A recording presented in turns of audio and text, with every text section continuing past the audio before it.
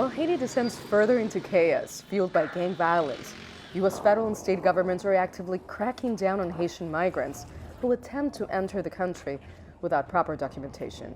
On March 14th, the U.S. Coast Guard returned 65 Haitians found on a sailboat at sea. When we interdict individuals from Haiti at sea, we return them to Haiti as quickly as possible. In fact, we have done so in recent weeks, and we will continue to do so. In anticipation of a potential migrant surge from Haiti, Florida's Republican governor announced the deployment of over 250 officers to the southern coast last month.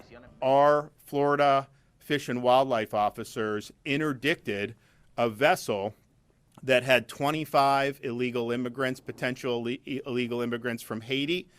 In their boat, in their vessel, they had firearms, they had drugs, they had night vision gear, and were boating very recklessly, which would potentially endanger other folks.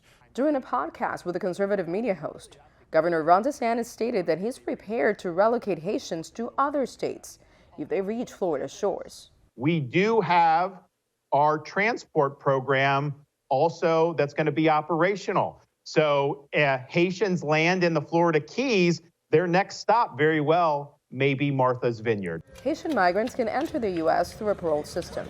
To be eligible, individuals must have a supporter in the United States who agrees to provide financial support for the parole period and pass a national security and public safety vetting. This Haitian mother arrived under the parole program 5 months ago with her 2 children. She did not want to be identified since her husband and the rest of her family are still in Haiti. I always told my husband we should return to the northern part because the situation was extremely stressful. I had a child, and one night they invaded the house of a neighbor. My female cousin was living in that neighbor's house. They broke in, they fired shots, they raped my female cousin. That's when I told my husband I no longer wanted to stay. And one day he called me and he told me that he would have to come back because gang members had invaded the house we used to live in. They destroyed all our belongings and threw them all outside. They beat him up.